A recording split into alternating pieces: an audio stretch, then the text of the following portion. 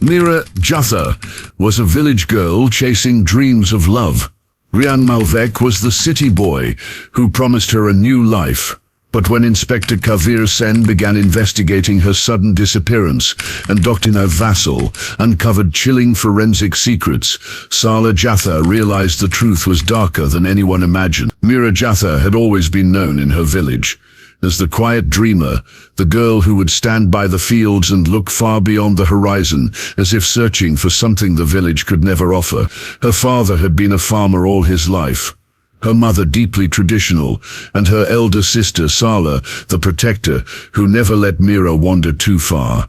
The village was bound tightly with customs, marriages arranged within families, and women expected to remain obedient daughters and wives. But Meera had always longed for something different, something that felt larger than the narrow paths and mud houses she had grown up around. When Hiren Vassal first appeared in the village, it was as if the very air shifted around her life. He was unlike anyone the villagers had seen before. His tailored clothes, polished shoes, and the confident way he carried himself drew whispers everywhere he went.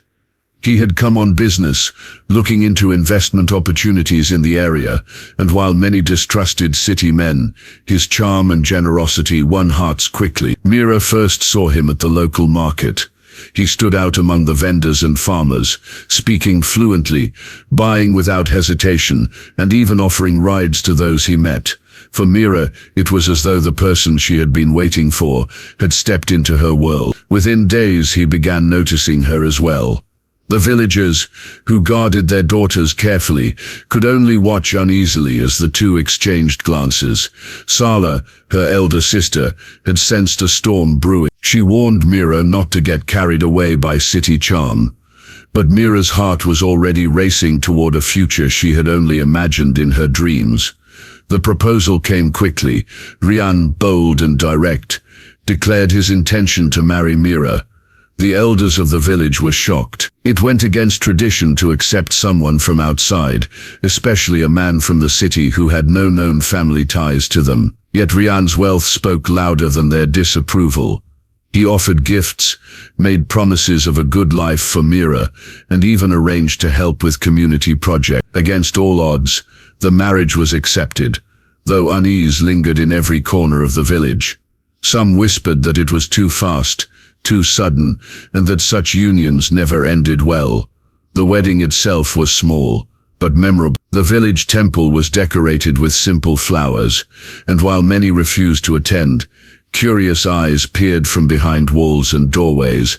Meera wore the brightest sari she had ever owned, a gift from Hiren, shimmering with colors the villagers rarely saw. She looked radiant, filled with a hope that her life was about to transform forever. Hiren stood tall beside her, his smile almost rehearsed, his eyes calculating. Sarla sat silently among the women, watching with a knot in her chest, convinced something was not right but powerless to stop it. When the ceremony ended, and Meera left her home to go with Hiren, there was a silence in the village that felt heavy and strange. Her mother wept quietly. Her father turned his face away, and Sarla clenched her hands so tightly that her nails left marks in her palms. The villagers muttered their doubts, but no one dared speak against what was already done. To them it felt like watching a bird fly out of its cage, unsure if it would soar or fall. As the car carried Meera toward the city, she stared out of the window at the fading sight of her village. She felt both sadness and excitement.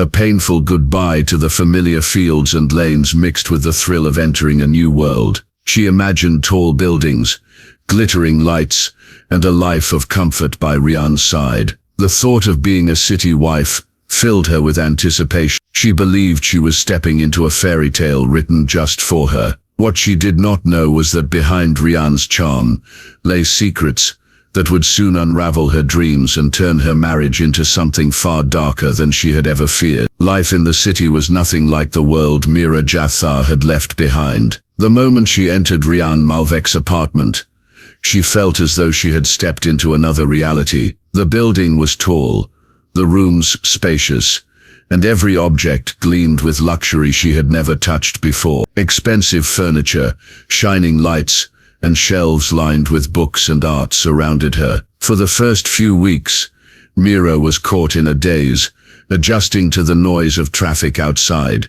the constant rush of people, and the way everything seemed to move faster than her heartbeat. She followed Rian wherever he took her, trying her best to look like she belonged in his world. Rian presented himself as the perfect husband in front of neighbors and friends. He showered her with dresses, jewelry and invitations to parties, where everyone spoke a language she struggled to understand. At these gatherings, Meera often sat quietly, watching women in glamorous clothes laugh freely and men discuss business deals with confidence. She felt small among them, like an ornament brought to decorate Rian's arm. The city's dazzling life both thrilled her and unsettled her, because deep inside she knew she was not part of it. She was trying to fit into something that was not meant for her. Sarla visited a few times, bringing with her the taste of the village and the comfort of familiarity. She noticed how Meera had changed. Her smile was thinner, her voice weaker, her eyes more restless. Meera tried to hide it, insisting she was happy, but Sarla's instincts told her otherwise. She observed Rian too. His charm remained intact, but his attention seemed divided. He answered phone calls in another room, spoke in hushed tones, and sometimes disappeared late at night without explanation. When asked, he brushed it off with vague excuses about business meetings or urgent work. One evening while tidying the house, Meera stumbled upon a hidden drawer inside Rian's study desk. Inside she found stacks of currency tied with rubber bands, documents with strange names and photographs of people she did not recognize. Her hands trembled as she put everything back, trying to convince herself that she had no reason to worry, that perhaps city men live differently, yet her mind refused to rest. Every time she heard the front door slam late at night, every time she saw Rian's cold stare when he thought no one was watching, she felt a storm building around her.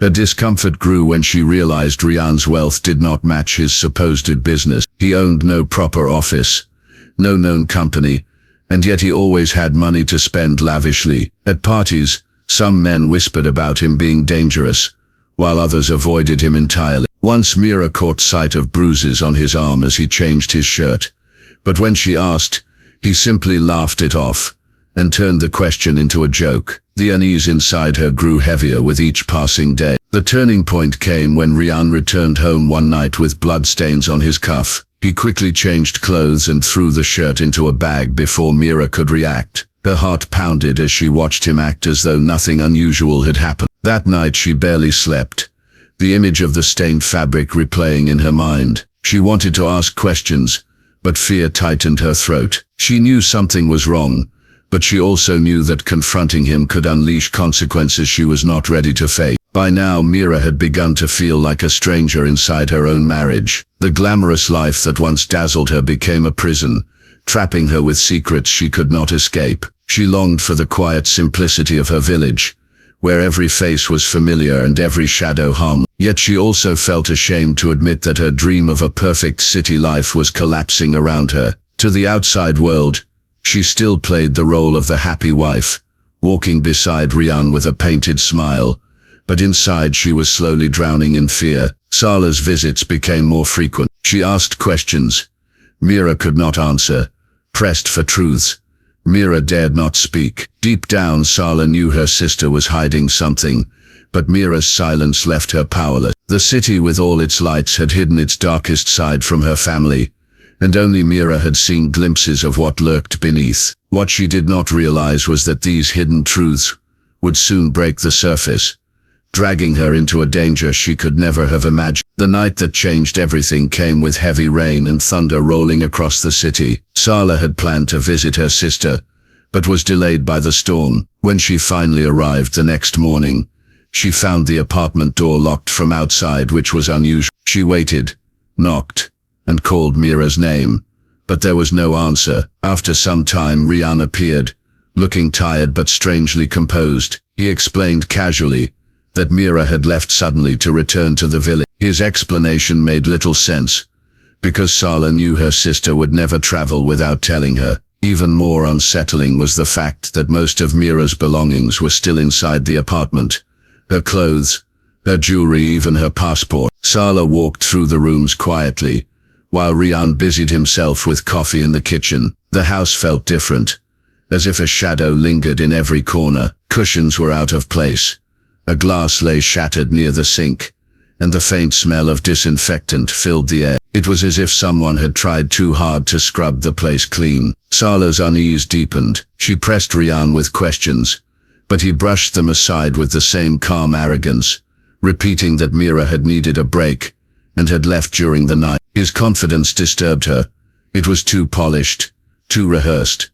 By the afternoon, Sarla went to the nearest police station and insisted something was wrong. Inspector Kavir Sen, known for his sharp instincts, listened carefully. He was skeptical at first, because it was common for newly married women to visit their families after disagreements. But Sarla's certainty, combined with the fact that Meera had taken none of her things, persuaded him to look deeper. The next day, Inspector Sen visited the apartment. Rian welcomed him with forced politeness, offering tea and speaking smoothly. Yet to a man like Sen, small cracks were impossible to hide. He noticed the scrubbed floor, the fresh coat of polish near the wooden panels, and a faint reddish stain at the edge of the carpet that had been hastily covered. The neighbors were questioned, and their stories contradicted Rian's calm narrative. Several of them had heard shouting and loud thuds late in the night. One neighbor even reported seeing Rian carry a large suitcase to his car around midnight, struggling with its weight. When asked, Rian claimed it was just old clothes he was donating. The explanation did not sit well with the inspector. Meanwhile, Sarla refused to leave the city, determined to find her sister. She stayed nearby and visited the police daily, pressing for answers. Days passed and no word from Meera came. Her phone remained switched off, her bank account untouched. The silence screamed louder than any proof. Inspector Sen began to piece together a timeline, placing Rian at the center of suspicion. Yet without hard evidence, he could not make an arrest. The frustration grew as every lead seemed to hit a wall. Rian moved through his days with disturbing ease, going to clubs, attending meetings, and presenting himself as an innocent husband, abandoned by his wife. But beneath his carefully crafted mask, signs of pressure began to show. He avoided eye contact during questioning. His stories shifted slightly with each retelling, and he became increasingly impatient whenever Sarla confronted him. One night, Sarla spotted him near the outskirts of the city, driving alone toward the industrial riverbank. She followed at a distance, but lost him in the maze of roads. Her instinct screamed that he was hiding something in that place. She rushed to Inspector Sen, who decided it was time to act. The investigation took a sharper turn when CCTV footage was obtained from a street near Rian's building. The grainy recording showed him dragging a heavy suitcase, loading it into his car and driving away around midnight, the very night Meera had vanished. This was the first tangible evidence linking him to something dark. The suitcase itself had not been found, but the image was enough to deepen suspicion. Inspector Sen ordered a forensic team to sweep the apartment once again, this time more thoroughly. Hidden beneath the layers of polish on the wooden floor, faint traces of blood were discovered. Samples were collected, and while results were pending, the weight of the case grew heavier. Sarla's fears were now shared by the police. Everyone began to accept what she had known from the beginning. Meera had not left by choice, and the truth was buried somewhere within Rian's life. The investigation moved into its most critical stage when the forensic team handed over their initial findings. The blood samples, retrieved from the polished wooden floor, matched Meera Jathar's DNA. For Inspector Kavir Sen, this was the confirmation he had been waiting for, though it came with the heavy weight of what it implied. Rian Malvek's apartment, once paraded as a place of luxury and pride, had become a silent witness to something sinister. The discovery shattered the illusion of innocence Rian had carefully maintained. Inspector Sen summoned Dr. Hiren Vassal, a respected forensic expert, known for his sharp attention to detail. Dr. Vassal examined every corner of the apartment again, not just for blood, but for the subtle patterns that often escape the untrained eye. He noticed drag marks faintly visible beneath a rug, a slight unevenness on the floor where something heavy might have been moved, and the faint odor of cleaning chemicals lingering in the air. These small signs began weaving together a picture of a violent event, one that Rian had attempted to erase but could not fully conceal. Meanwhile, surveillance footage from different parts of the city began to piece together Rian's movements after Meera's disappearance. A traffic camera showed his car driving toward the industrial riverbank in the middle of the night. Another recording, though blurry, captured him returning hours later, this time without the heavy suitcase he had been seen carrying earlier. It was not direct proof of murder, but the implications were undeniable. Something had been disposed of under the cover of darkness. Inspector Sen had the car impounded. Inside, the forensic team found strands of long black hair wedged into the seat fiber. Under the UV light, faint traces of blood were also detected.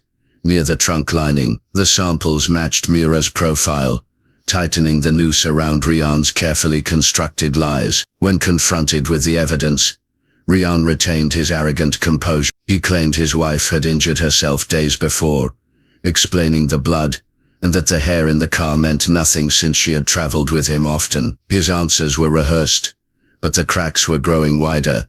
The investigation also uncovered financial motive. Rian had been in contact with lawyers regarding land rights belonging to the Jathar family in the village. Documents found in his study revealed attempts to transfer ownership under his name, a process that required Meera's signature. This explained the speed of the marriage, the urgency to bind her into his world before anyone could question his intention. For Inspector Sen, the motive was becoming as clear as the evidence.